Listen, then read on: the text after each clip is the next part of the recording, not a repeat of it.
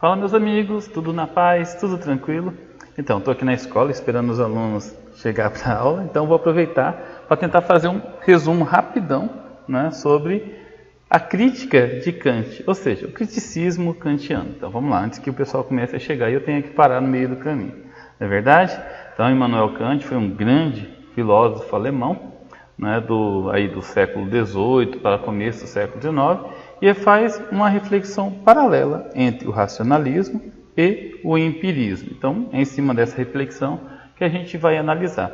E aqui nós temos as três principais obras do Kant: a Crítica da Razão Pura, a Fundamentação da Metafísica dos Costumes e a Crítica da Faculdade do Juízo. Então, olha só, a gente vai fazer uma reflexão em cima a esse paralelo que ele coloca, esse paralelo entre o empirismo e o racionalismo. Bom, Kant ele desenvolveu reflexões filosóficas originais, tanto nas áreas gnoseológicas, quanto ética, quanto estética. Ele elaborou uma discussão complexa e teórica que não se baseia nos parâmetros originais do empirismo ou do racionalismo, mas que complementa ambos. Bom, vamos falar um pouco sobre o criticismo kantiano.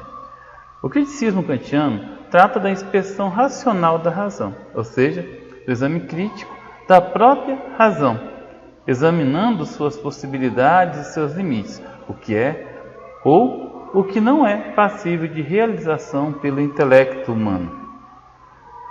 No vocabulário kantiano, a expressão crítica da razão significa a aspiração ao discernimento da real capacidade cognitiva dos seres humanos, no sentido de identificar os fundamentos do progresso do conhecimento e projetar a filosofia para além da multiplicidade de opiniões antagônicas que formam a sua tradição. Então, Kant ele procurou dar uma ideia mais crítica com relação ao conhecimento.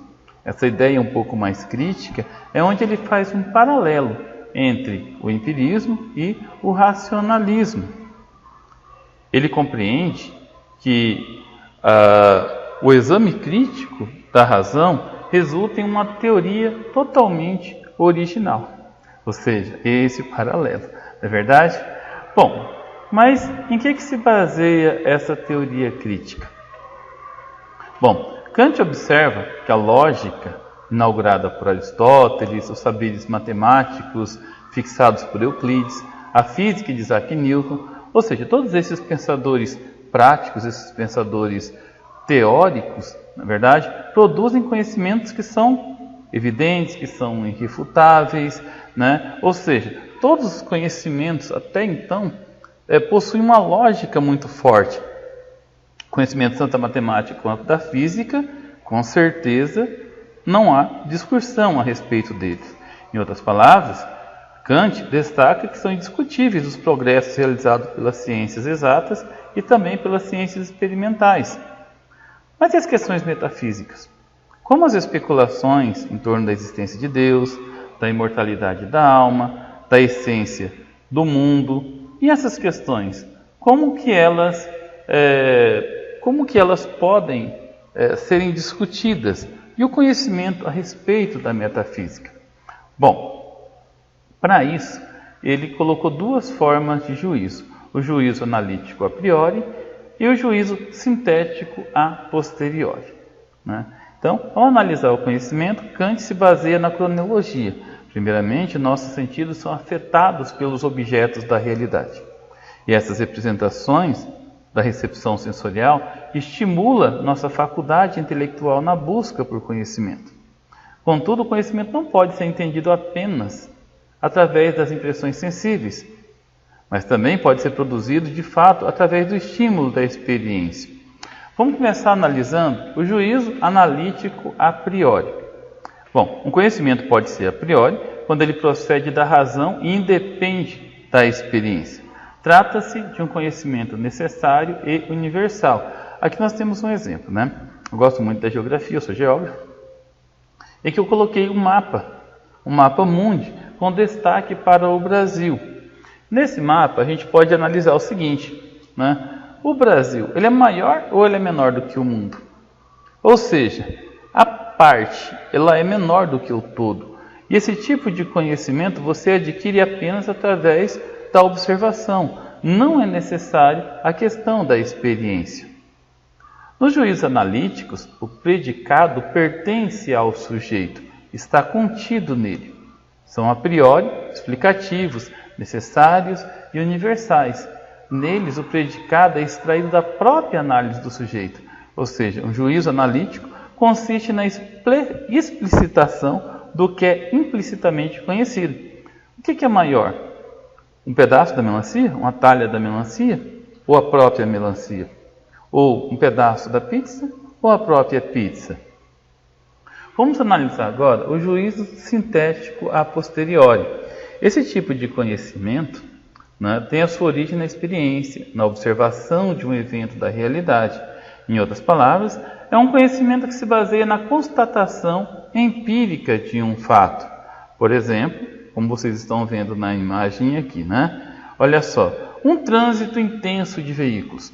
Ou em um outro exemplo, uma água fervendo na chaleira, ou as luzes apagadas no cinema, entre outros incontáveis exemplos, são afirmações contingenciais e específicas que poderiam ou não ocorrer.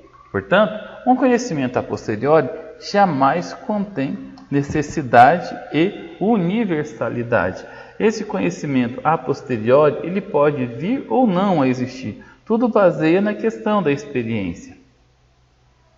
E o juízo sintético? Juízos sintéticos, a posteriori, são declarações suscitadas pelo testemunho das experiências. São contingentes e particulares, mas não necessários e rigorosamente universais. Em um juízo sintético, adicionamos informações a respeito do sujeito da proposição.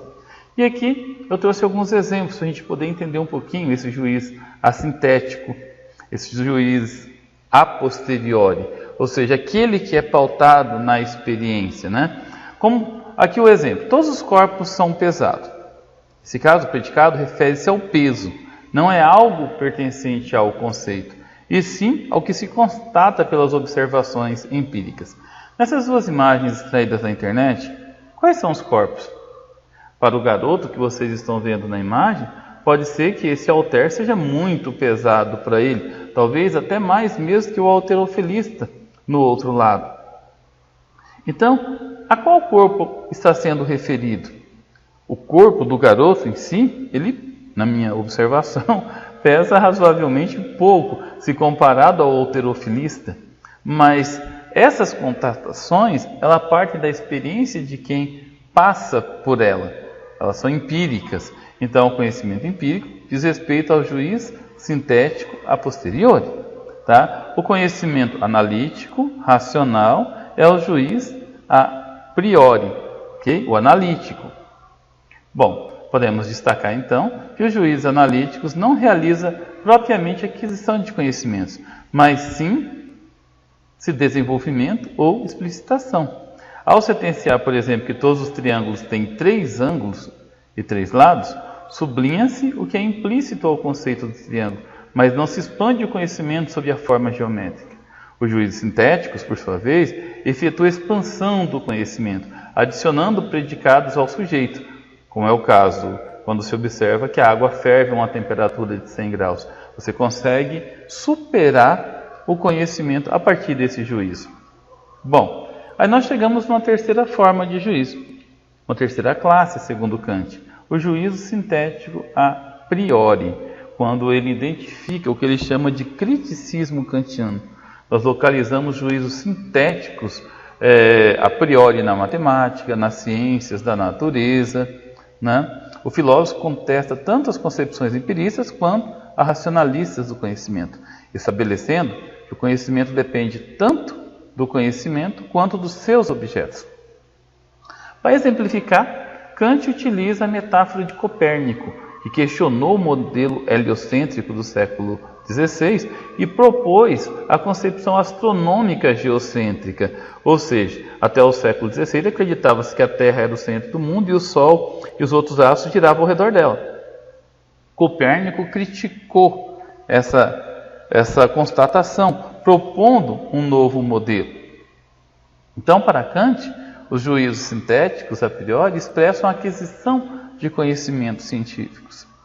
Ou seja, tanto o racionalismo quanto o empirismo, ambos estão corretos. Porém, existe um meio termo entre os dois. Pode, sim, através da experiência e através da força da razão, você adquirir novos conhecimentos científicos. Então, os juízos sintéticos, a priori, exemplificando a sua produção, Kant identifica a participação de diferentes faculdades humanas na constituição do conhecimento da realidade, a sensibilidade e o entendimento. Por meio da sensibilidade, são dados os objetos da experiência, como instituições empíricas em que temos o acesso direto e imediato a esses objetos. E o entendimento, por seu turno, pensa esses objetos e confecciona os conceitos com os quais explicamos a realidade, procedendo conforme as regras do raciocínio a priori. Bom, é isso aí. O pessoal começou a chegar aqui na sala agora, né? Então, eu vou parar por aqui. E é isso. Qualquer coisa, deixe nos comentários que depois a gente tira as dúvidas. Valeu, até a próxima.